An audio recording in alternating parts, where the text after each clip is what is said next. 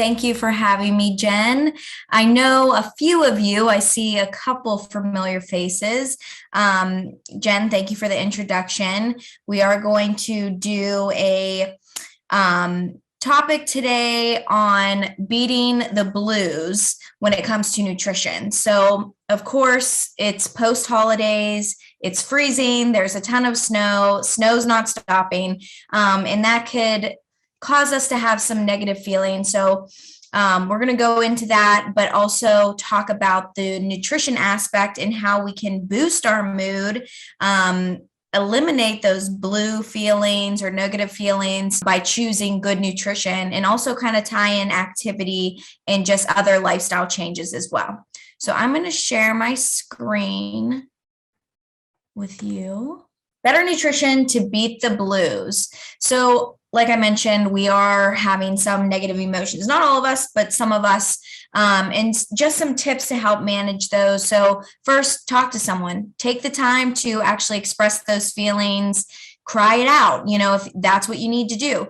Lift your spirits by visiting a friend, a family member, volunteer or donate at a charity or a shelter.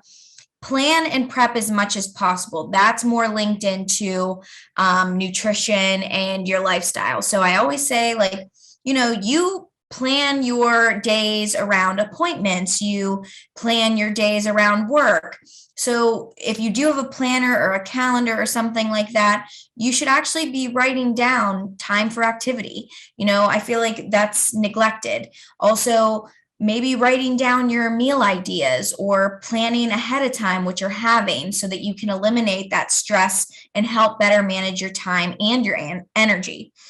Something I've learned in the past year is to say no to certain events that might be too draining for us. So I was always that person that was just saying yes to everything. And then when the time came for the event or, whatever it may be, I was really upset with myself for saying yes. And of course, when you go to those events, they may be better than expected, but if something you already know is going to take your energy and you're going to not feel good there, don't go. Always maintain your healthy habits as much as possible. So getting adequate sleep, easier said than done. I know a lot of patients struggle with insomnia related to their medications, related to anxiety, whatever it could be. So best to start a routine, eat well, drink well. We'll get into this, exercise as tolerated, and focus on just getting adequate sleep and setting a schedule and making sure you're in bed at a certain time, waking up at a certain time. But sometimes it requires more things. I know patients have tried melatonin. I've had patients trying supplemental magnesium. Patients come to the Hillman and receive some acupuncture to help with sleep.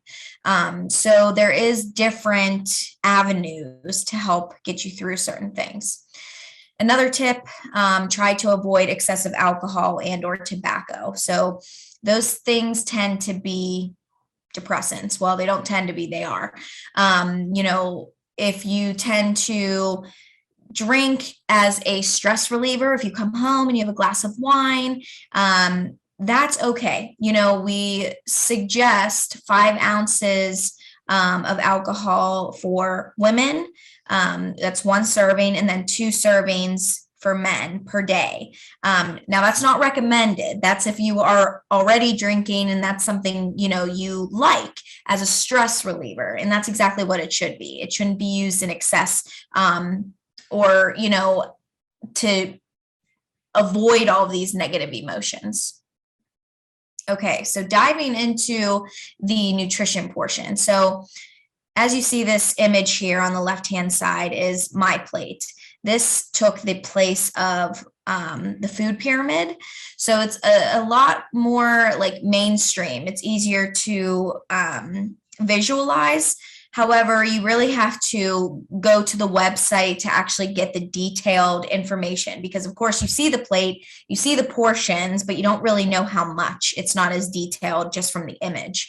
But you see that each food group is there: fruits, vegetables, grains, protein, and dairy. So you do want to maintain a well-balanced diet. That's going to help first with all of your emotions, your energy levels. So you want to eat an adequate amount of protein, carbohydrates, and fat. Those are our macronutrients. Now, if you are getting a well-balanced diet, you should be getting enough or adequate vitamins and minerals. Now, some patients on certain treatments may become deficient in certain vitamins and minerals, requiring them to take a dietary supplement. So that's one thing. There is patients who end up taking a multivitamin to just bridge the gap to anything that they may be lacking in their diet, which I actually recommend. Just so that you know you are getting all the vitamins and minerals you need, because if you are deficient in something that you don't know of, that could potentially be affecting your mood. That could be affecting your sleep. It could be affecting your energy. So that's one thing to keep in mind, and just take a look at your diet and see if you're getting all of the things that we talk about tonight, and then make your suggestion from there, or your option to choose a dietary supplement. So first things first, increase your intake of fruits and vegetables. As you can see from the plate here, that's the largest portion of the plate, fruits and vegetables. So that's kind of how you want to have your plate with each meal. Now, when you're going through active, chemotherapy, immunotherapy, radiation, sometimes appetite becomes an issue, and you're not able to eat a plate like this with every meal, and that's okay. So I talk to patients about small, nutrient-dense meals and snacks, which makes it easier for them to still get a well-balanced diet without having to consume 3 of these large meals per day. So if you feel like you're lacking in the fruits and vegetables category, that's definitely something to work on. The next tip, choose lean protein sources. So that's going to be lean meats. So beef is higher in saturated fat. However, certain cuts of the beef are leaner, like a sirloin or a filet. Those are going to be your leaner cuts of beef. Chicken is a lean meat. Turkey is a lean meat. And also our fish and seafood is going to be lean.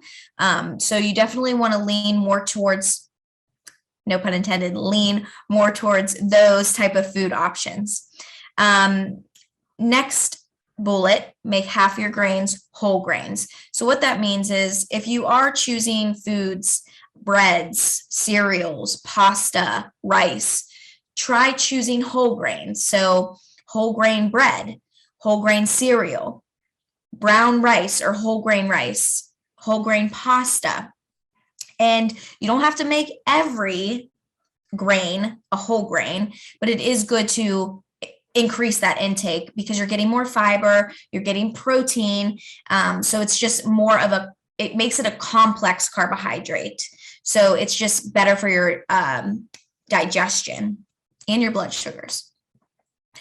Next bullet is choose lower fat dairy products. So your milk, your cheese, yogurt, ice cream even, if you can choose lower fat options. So for example, milk, there's a skim, 1%, 2% whole.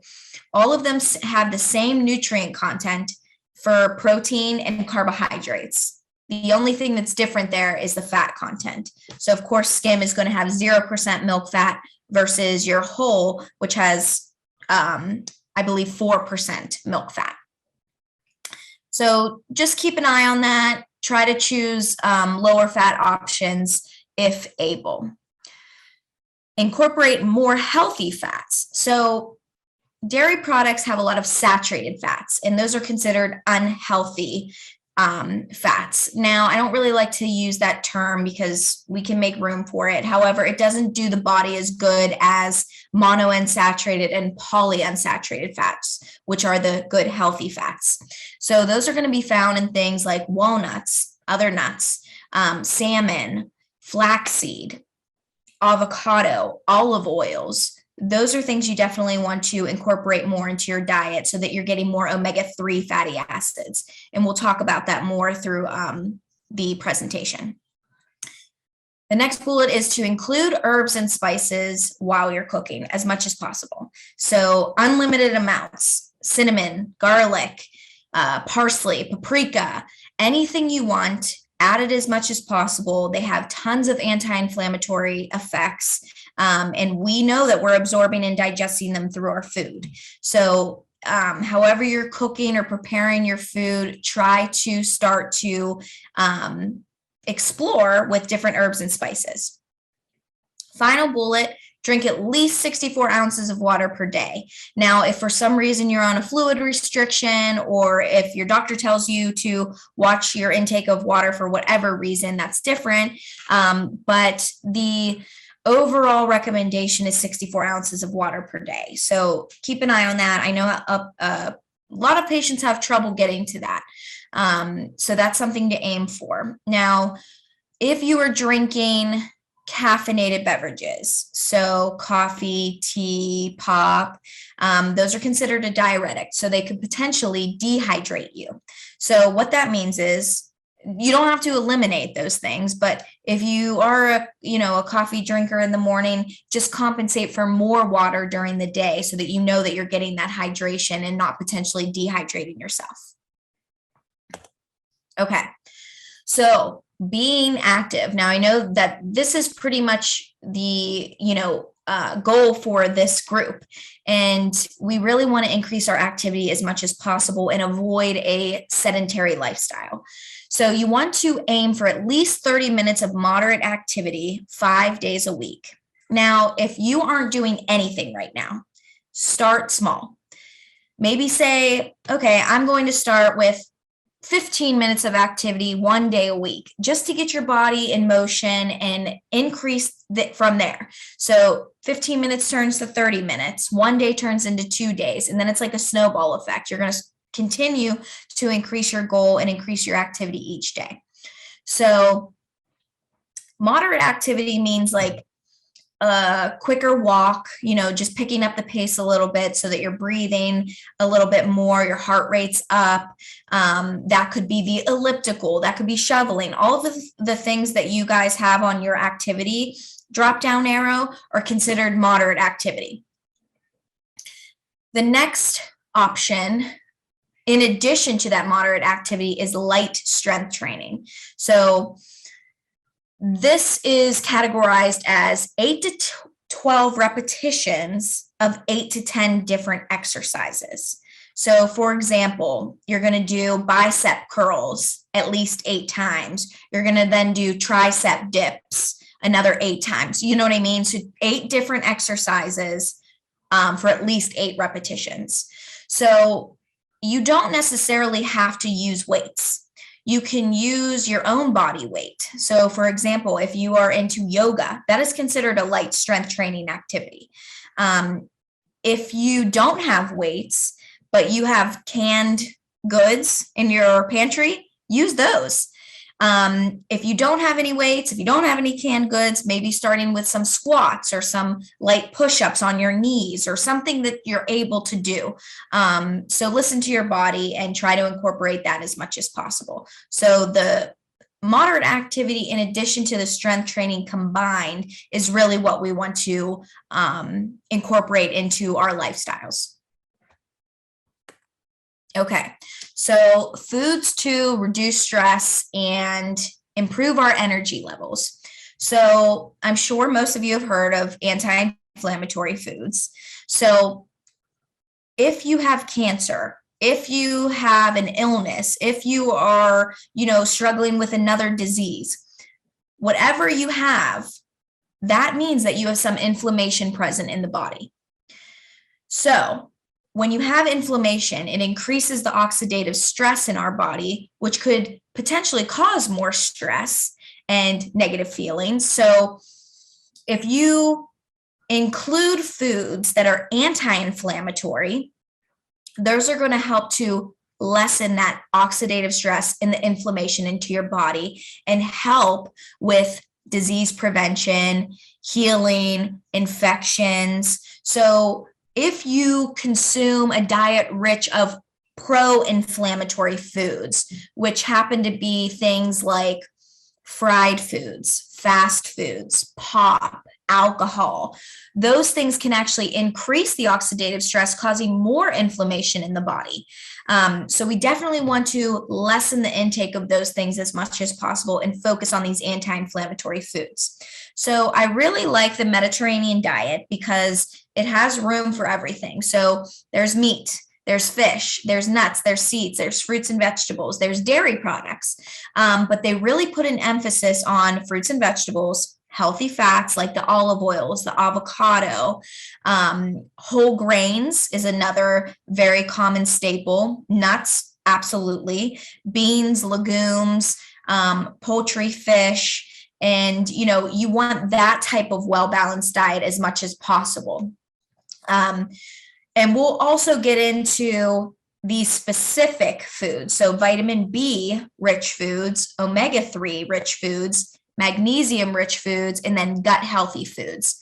All of those foods, in addition to your well-balanced diet, they should all be included in that, are going to be helpful for stress and boosting your energy levels and helping with sleep and just helping with inflammation overall.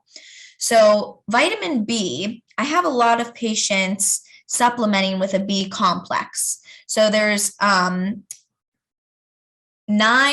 essential B vitamins, and a B complex contains all of them.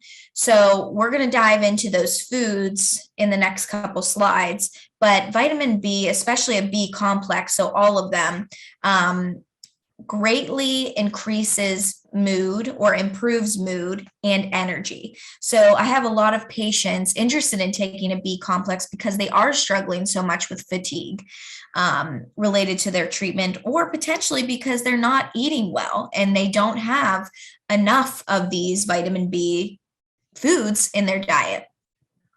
Omega-3 rich foods, we talked about those healthy fats. So in the westernized culture here in the United States, we get a lot more omega-6s than omega-3s. So omega-6s are going to be found in a lot of our processed foods, a lot of our corn oil. Those type of foods are common in our diet. And that means we have more omega-6s and less omega-3s, which are coming from those healthy fats that we talked about. We want a balance of the two. So if we can reduce the intake of those processed foods, increase the omega-3 rich foods, and get that balance, that's going to help with stress, inflammation, mood, and energy. Magnesium rich foods. So like I talked about earlier, patients use magnesium supplemental for joint pain, inflammation. They use it for sleep or insomnia. They also use it as a mood booster or an energy booster. Keep in mind though, if you take a high dose of magnesium, it can actually be a laxative. So some patients even use high doses of magnesium to help them have bowel movements if they're struggling with constipation. So just be mindful of the dosing that you're using if you are supplementing. Now, just to kind of tie in a comment about supplementing, you always want to talk to your doctor before you take anything. And if you're currently taking something, run it by your doctor. If you're not on active treatment and you're taking supplements, it's still good to communicate with them or the team. So a dietitian, a pharmacist, we can review all those supplements and make sure that they're safe and at the correct dose that's good for you. Gut healthy foods we'll really dive into because gut and the brain and the mind are linked very much so. And there's a lot of research linking those two together or tying those two together. So if you don't have a healthy gut, it could potentially affect your brain, your mood. So we'll dive into those foods so that you know what to actually consume. Okay, so the vitamin B rich foods, beef, chicken, organ meats, eggs, whole grains, beans, nuts, avocado, spinach, particularly vitamin B12, which is a lot of patients are deficient in vitamin B12. It could be related to their treatment, but it could be because they stopped eating meat. So meat and dairy are the only ways to get vitamin B12. Now, keep in mind that a lot of vegetarian, plant-based, vegan type of items now are fortifying their foods with vitamin B12, because it has become such an issue with people switching to a vegetarian or vegan diet. So if you follow a vegan diet, it's probably best to supplement with a vitamin B12. Now, I can also send this PowerPoint to Jen after the class so that she, could send it to all of you so that you have this for access. Okay, so the omega-3 rich foods. Chia seeds, flax seeds can be easily added to smoothies, yogurt, oatmeal. Those tend to be like less is more. I remember one time I made a smoothie and I added like a few tablespoons of chia seeds. This was my biggest mistake. Remember Chia Pets? I think they're still around. I swear to you that I felt like there was a chia pet growing in my belly. I was so bloated and uncomfortable, and it was so painful, but it's because there's so much fiber in chia seeds, and it's protein and it's healthy fat. So the combination of that and the amount that I put in a smoothie that had fruits and vegetables in it, I was hurting. So that's something I don't recommend doing. Start small with those things. Flax seeds, you always want to purchase ground flax seeds, not the whole flax seeds, because whole flax seeds we actually don't absorb or digest. So you want it to be ground so that you're getting all the benefit from it. Sardines, salmon, tuna, anchovies, all of those fish in particular are very high in omega-3 fatty acids. So other fish do contain some omega-3s, but particularly those ones are going to be your highest. Walnuts and avocado. So avocado has, you'll see on a few of these slides, it's like a superfood because it contains all of these good anti-inflammatory vitamins and minerals and healthy fats. Okay, so our magnesium-rich foods. So if somebody, tells you that you're low in magnesium, you probably will either get an IV infusion or supplemental magnesium, which a lot of my patients have. But these foods in particular, bananas, broccoli, dark chocolate, and spinach are high in magnesium. And of course, there's many more. So if you were deficient in magnesium or just had a low lab value, typically dietitians will get a referral for those patients. Can you talk to them about magnesium-rich foods? We have patients getting certain drugs that cause their potassium to drop. So that's another thing. We'll talk to them about potassium-rich foods. But these are just the 4 top ones. And I threw dark chocolate in there because it is a healthy sweet. It is anti-inflammatory. And it's just something that, if you want something sweet, it's a good thing to lean on. I know that it can be more bitter than sweet sometimes. However, like dark chocolate almonds are a great snack to have on hand if you have just a few after a meal. So keep that in mind for a sweet. Okay, so gut health. Probiotics are big. I have a lot of patients asking about probiotics. So typically I will tell them to start increasing their intake of probiotic rich foods, which are going to be these ones you see here. So Greek yogurt, kefir, kombucha, kimchi, sauerkraut. So kefir, it's almost like a thicker yogurt, but it's drinkable. It has a ton of probiotics. Kombucha is a fermented tea, so same thing, has a lot of probiotics. Kimchi is a cabbage, and then of course we have sauerkraut. So if you have a diet rich in probiotics, it's always good. However, you need prebiotics to help with digestion of probiotics.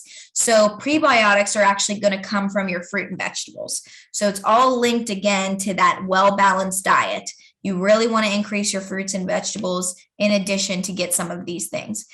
Now, if you are struggling with a low white blood cell count, or if you're neutropenic, in the past, patients were told to avoid yogurt, and that's not the case anymore because there are so many benefits to yogurt, and the probiotic count in there is not as high as something like, an actual probiotic where they do have the live active cultures. Now, kombucha, that's something you want to be a little bit more weary of. But again, that's something to talk about with your dietitian or your physician. So just keep that in the back of your mind if that's something that you struggle with. But as for the Greek yogurt, that seems to be the most common food that patients are getting that contain those probiotics. That's safe to consume, even with a low white blood cell count. Okay, so food and drinks that can increase stress, affect our mood, and affect our energy. Excessive alcohol, like we touched base on, caffeine, fried and fast foods, and simple sugars. So we talked about alcohol already. Let's dive into caffeine. So I had a patient once who was so concerned with her fatigue, and it was just consuming her life, that she was drinking a ton of coffee throughout the day. Like, it was the only way she can function or get through the day, get through her work day, was to drink coffee.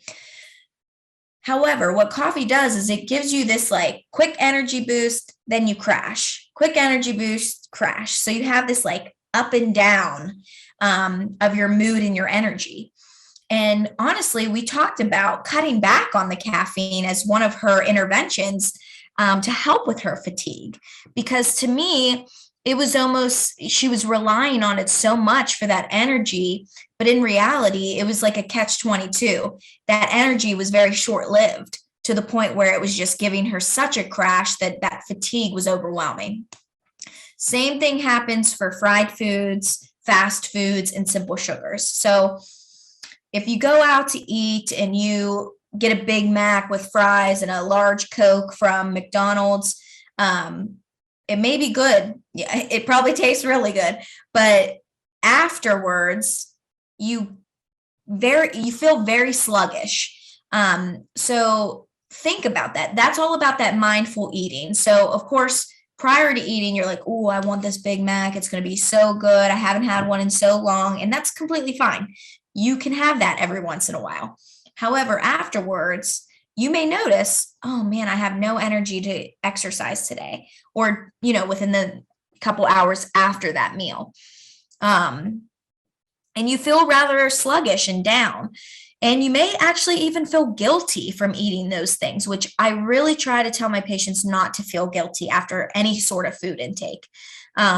If you're going to a birthday party, if you were celebrating the holidays, if you are taking your grandkid or niece or nephew to McDonald's for a treat, don't feel guilty afterwards, because that in itself is causing unnecessary stress and anxiety. And that's really what we want to eliminate.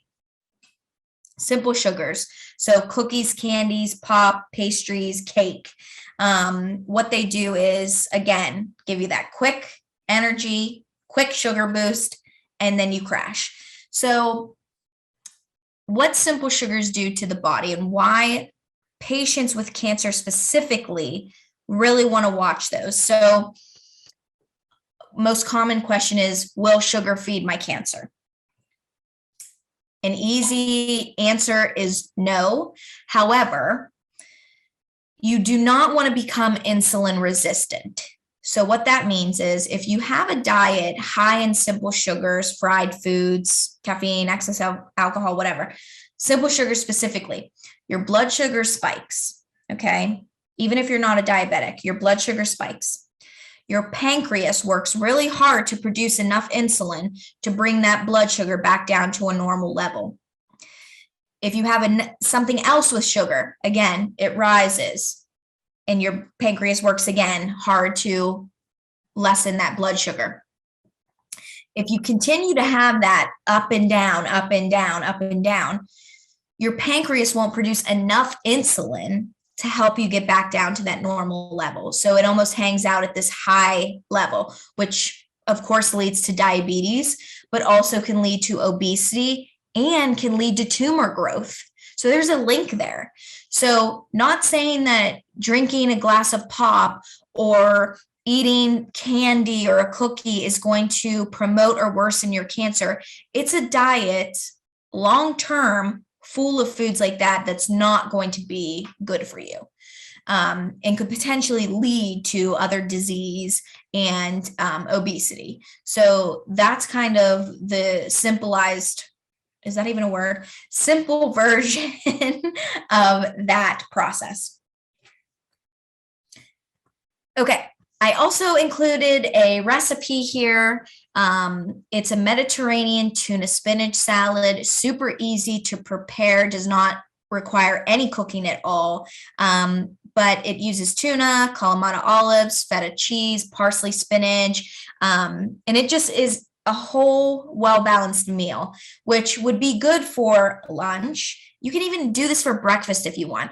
I always have patients that are like, I don't want breakfast foods for breakfast. That's okay. You can have a steak for breakfast for all I care. I mean, honestly, if that's what your body is craving, you enjoy it and have it. And I don't really know who came up with the breakfast, lunch, and dinner breakfast foods. I don't really know where that came from. And we don't really need to be traditional, especially if you are struggling with certain things, with treatment that are affecting your appetite, that are affecting your GI. If you're feeling nauseated in the morning, all of these things could play a role in your food choices. So this is just a good recipe. I got it from Eating Well. I really like their website. I tend to use a lot of their cooking or their recipes in my cooking class. Like Jen mentioned, I do work at the Hillman Cancer Center. I teamed up with Dr. Lainey Francis, who is an oncologist. She created the Wellness and Integrative Oncology Suite. So she offers patients acupuncture, meditation, yoga, nutrition therapy. But now we also have a kitchen and do culinary medicine. So we do Zoom online virtual cooking classes every Wednesday at 9. I try to send that link out to patients that are interested every week. I can also send Jen that information if you guys are interested. It is open to anyone with cancer, caregivers, family members, whatever. It's fun. I'm not a chef. So if I make a mistake, it's good that I do it first. And it's fun because it's real life. I'm picking meals that are good, well-balanced, anti-inflammatory, but also things that you can make at home and feel comfortable making at home. Like I said, I'm not a chef, so this is not anything, 5-star restaurant type of cooking. So that's something too, that if you're interested, we can give you that information. I also just wanted to put a plug in for a cookbook that I really like. Rebecca Katz, Katz, the Cancer Fighting Kitchen cookbook. Excellent recipes, really cool. It's like an anti-inflammatory ingredient list at the front of the cookbook, and it includes all of the ingredients that she uses, what their anti-inflammatory properties are, what it's good for, and it's all linked to cancer. So it's really cool, and I think you guys would enjoy that. Okay, I did include my resources here if you did want to look into any of that, but that's all I have for you. Said a lot of information in a short amount of time.